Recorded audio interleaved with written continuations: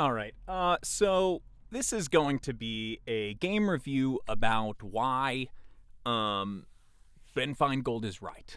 um, so I just played this game. I recorded it and everything, but I think I'm wasting too much time in the recordings, making the videos too long, and then I don't really want to edit them. And so we're gonna go back to just these like quick game reviews, less than 15 minutes. But as you can see, one blunder, we'll call it an excellent game. I've looked at it a bit. Okay, we're just going to go through it. Okay, E4, C5, C6, Karo Khan. Okay, I wanted to try out the fantasy. I don't do a lot of opening study, as you probably know or have heard. And so here, I'm not completely sure of what I'm going to be doing. I just know that this is a move. If they take, you take back in the center and you're golden. But outside of that, I'm not completely sure. They go E6 again. I'm like, oh, I don't know. And so I spend some time here trying to figure out what do I want to do in the position. Okay. I want to reinforce this pawn. I want to develop my pieces. This knight can't go where it wants to go.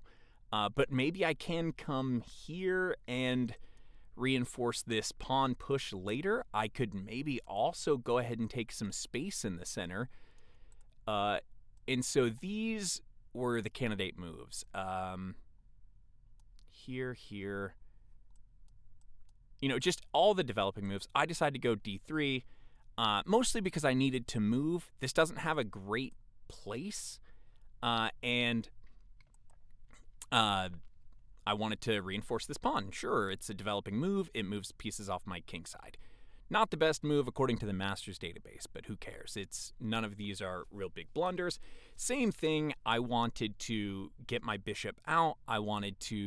So this pawn is technically hanging, although it's undefended. It's not hanging because it's not under attack. So go ahead and get my pieces out. Now I want to castle kingside, and I want to maybe get a pawn push in here, but I don't know exactly what that'll entail. If he brings out his knight, I do want to be able to push up, so I'm leaving this tension in the center. They bring their knight over. I thought this wasn't a great move, but I want to finish development.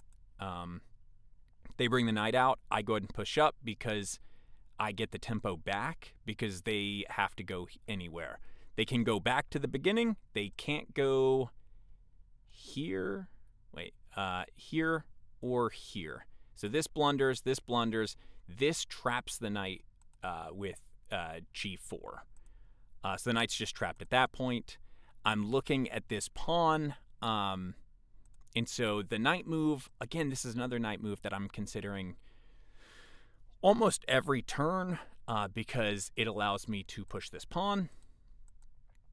And the computer was like, push here. I don't know what that is, so I'm not paying too much attention to it. I have my plan. Okay, I want to push this pawn. Now I want to take back with the knight, get my queen to C2, create this battery if they castle. Okay, I take back, posing a threat that they have to respond to, so now they move their knight again. It is attacking my dark squared bishop. That's a fork.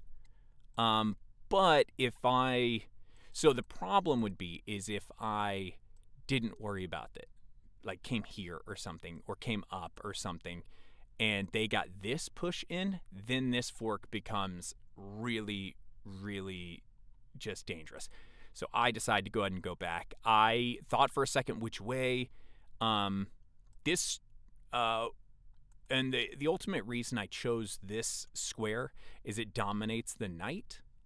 But outside of that, I could have maybe went back this way, but then this is a little weaker, and I wanted to use the F file. They come out. I think about taking immediately, but I didn't want to open the H file for them. I wanted them to commit to castling first.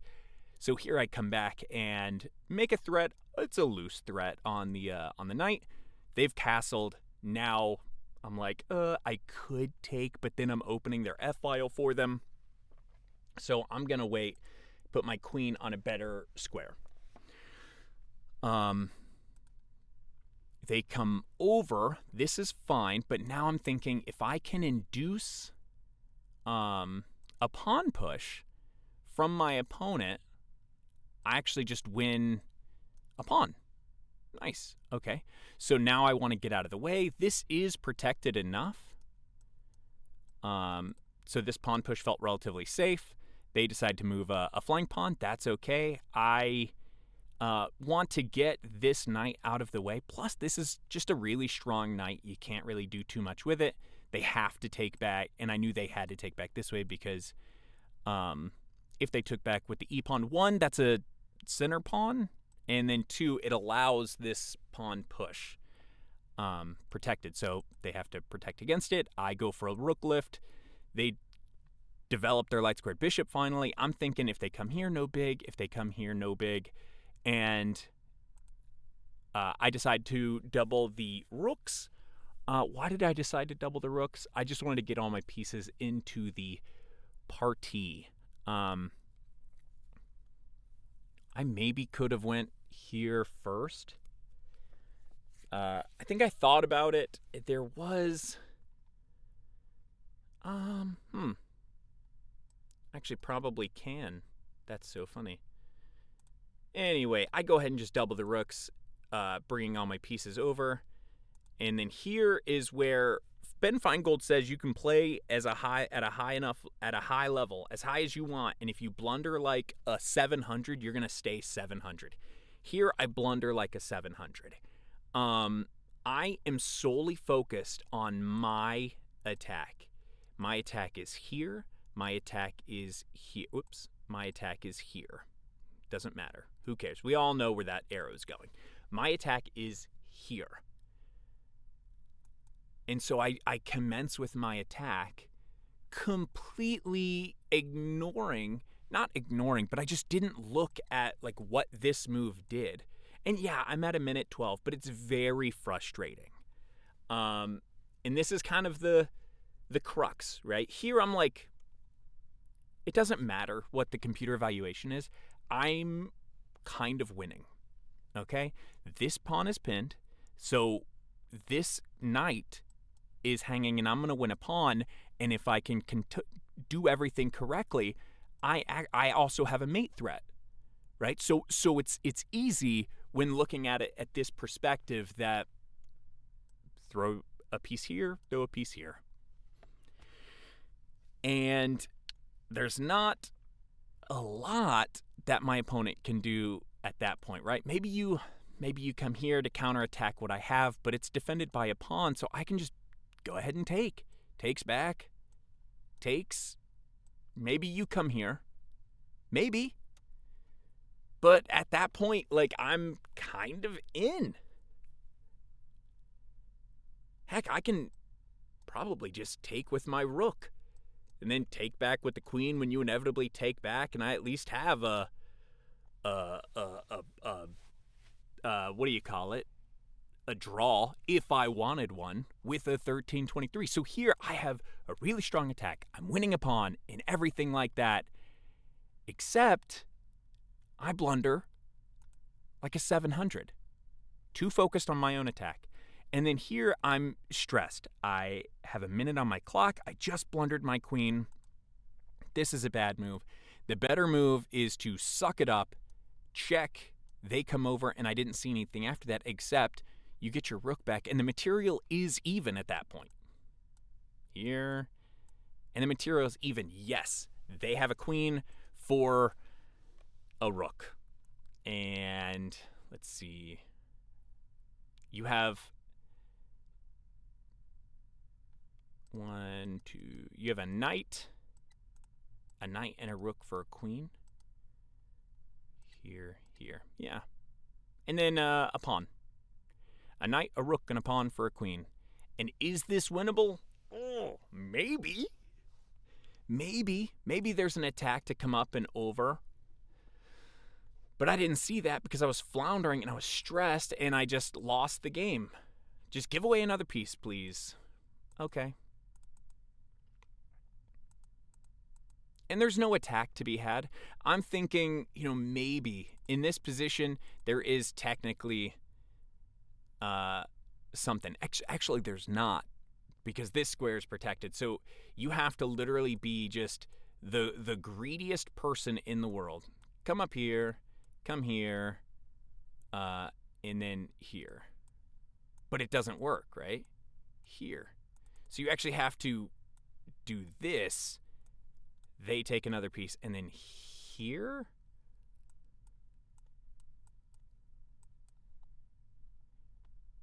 So there is technically an attack, but no, there's not. And the rest of the game ended, 2 seconds later because I have less than a minute on the clock. But this is a game review to say, like, also, have a plan. I felt really good in this game. I think up until I blundered, I was really good. But hey, it is what it is. I hope you enjoyed the game review. This was a quick one. I'm only really playing like 1 or 2 rapid games a day. The goal, okay, here it is. Here's the channel goal. I'm gonna take up Chess with Marty's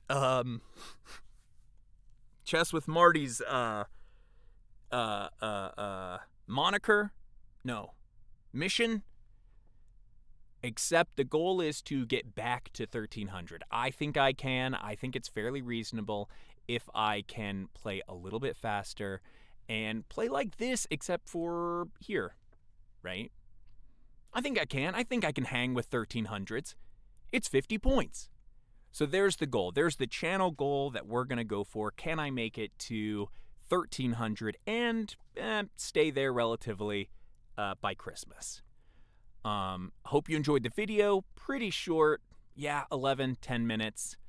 We will talk to y'all later.